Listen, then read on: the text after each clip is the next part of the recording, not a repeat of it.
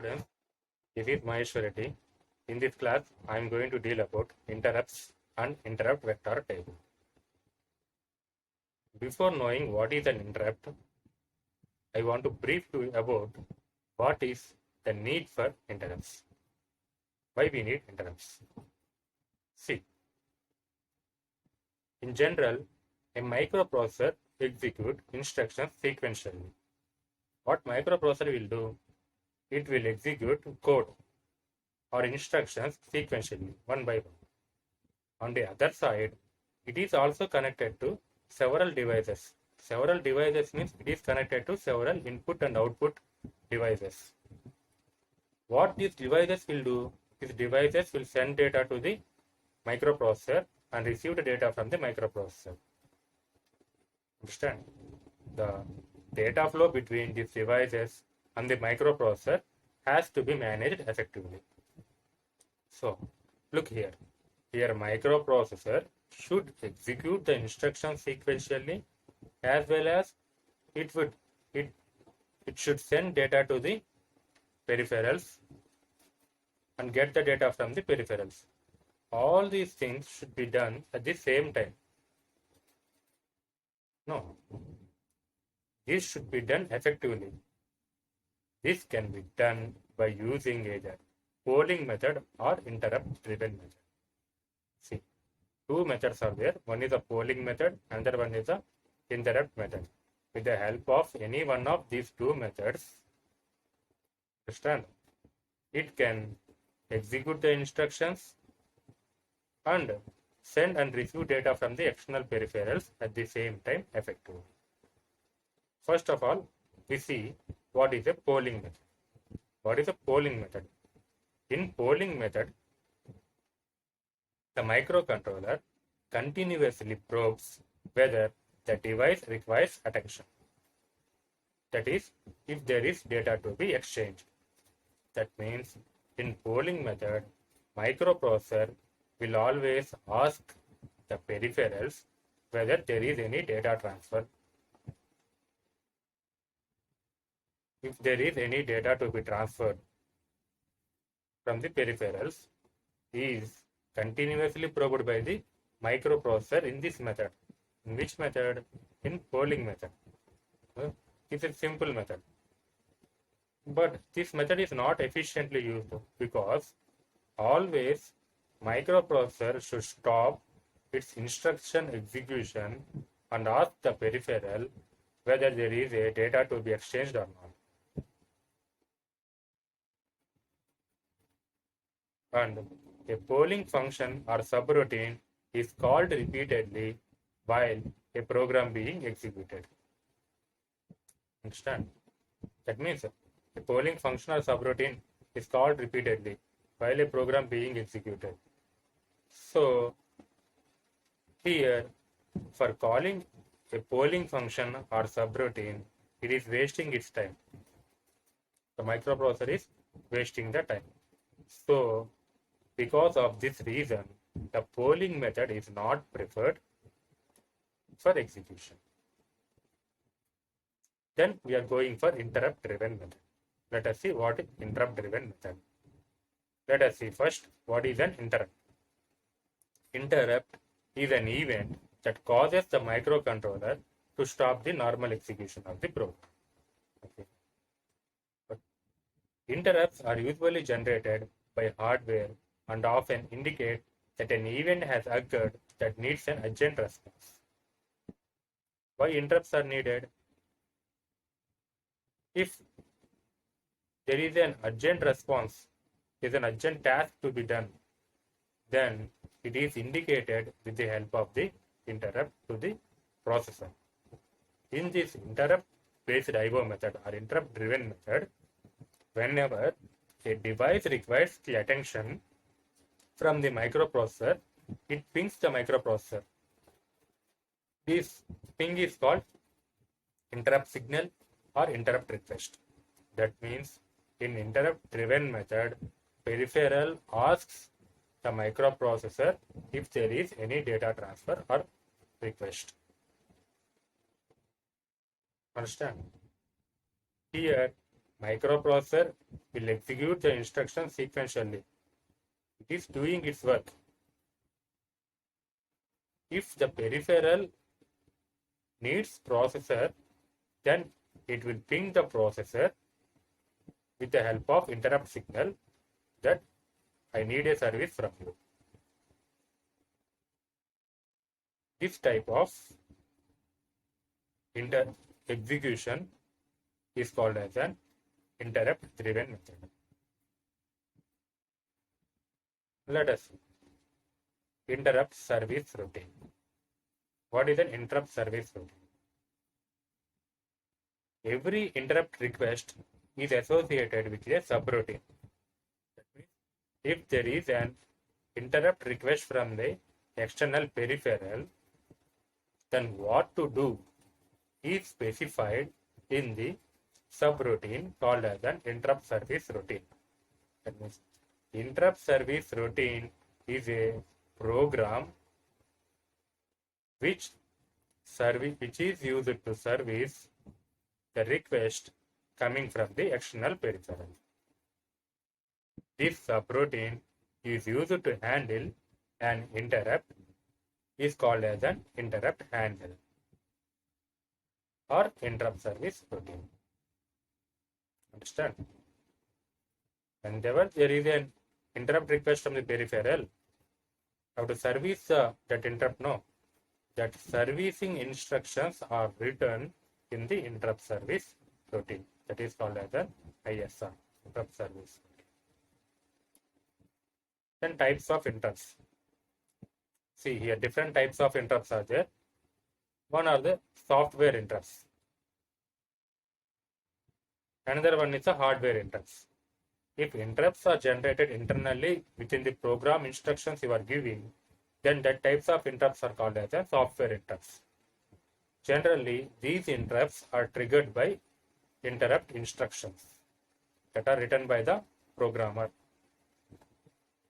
Next, hardware interrupts. These hardware interrupts are also called as a non-maskable interrupts, NMI. NMI means non-maskable interrupts and maskable interrupts. You can divide these hardware interrupts into non-maskable interrupts and maskable interrupts. And these hardware interrupts are not written by the programmer. These interrupts are coming from the external peripherals. If interrupt is coming externally from the peripherals, then it is called as an hardware interrupts. These are of two types, non-maskable interrupt and maskable interrupt. See, non-maskable interrupt is one which cannot be disabled. If interrupts should be executed without disabling, then those type of interrupts are called as non-maskable interrupts. You cannot disable non-maskable interrupts. They should be executed.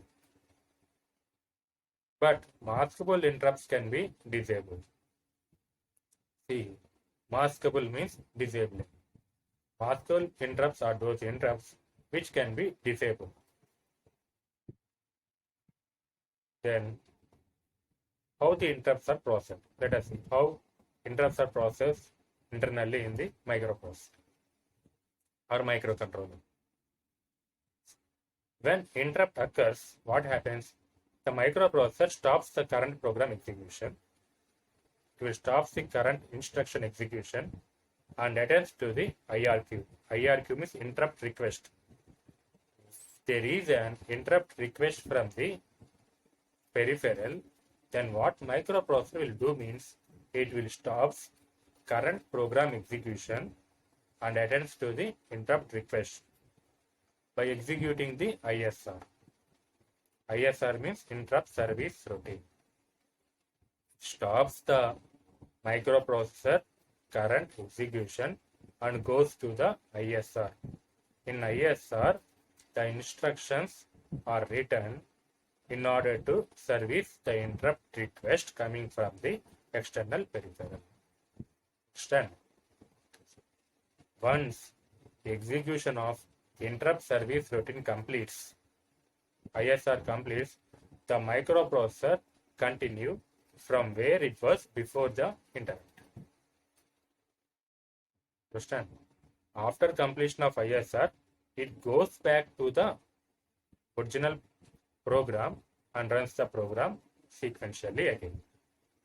In this way, microprocessor or microcontroller process the interrupts internally. See here how interrupts are executed with the help of this diagram. See, your main program is running sequentially. Then there is an interrupt. When there is an interrupt, what happens? The processor or controller will break the program execution and goes to ISR, interrupt service routine, in order to service the interrupt. Before going to ISR, what microprocessor or microcontroller will do means it will store the current program counter value and the contents of status register, that means flags, into the stack. It will store the program counter value and status register values into the stack, and after storing, it will load the program counter with the address of the ISR, so that the program counter will shift to ISR and executes the ISR, interrupt service routine. After completion of interrupt service routine, it will return back. See here, return from the interrupt service routine, RET. It return back to the main program by getting back, copying. Copying means getting back the status register values and program counter value which are previously stored in the stack. Understand? That values are popped from the stack. Which values? The program counter value and the status register flags value, which are previously stored in the stack, are retrieved back, and it will continue the normal execution of the main program like this. In this way, the interrupts are being serviced in the microprocessor or microcontroller. Next, see, when the interrupt is enabled, the CPU performs the following functions. First one is, as I said earlier, the CPU completes the execution of the current instruction. Then what it will do? The present program counter, which points to the next instruction, is pushed into the stack. It will be stored in the stack. Then thereafter, the status register values, that is flags, will also pushed into the stack, stored in the stack. And then the interrupt with the highest priority is selected. Multiple interrupts are there. Then that highest interrupt priority is serviced. Next, the program counter is loaded with the address of that ISR, that interrupt service routine, which is available in the interrupt vector table. See, here what is interrupt vector table means? Interrupt vector table is one in which the addresses of the ISR will present. The address of the interrupt service routine is present in the interrupt vector table. Interrupt vector table is one which holds the address of the ISR. With the help of that address, it will go to the ISR and execute the interrupt service routines at that address. In this way, the interrupts are executed.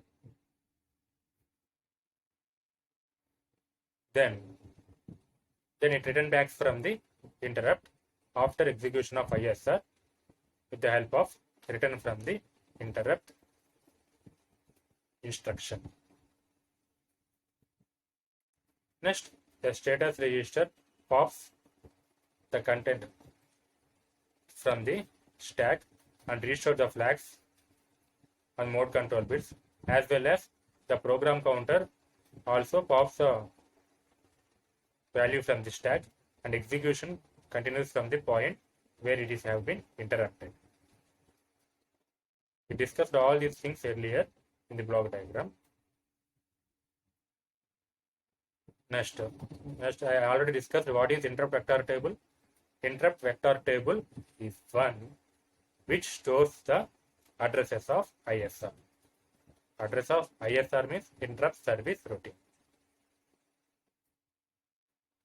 Next, the memory which contains the address of ISR is called interrupt vector. So it's called as an interrupt vector.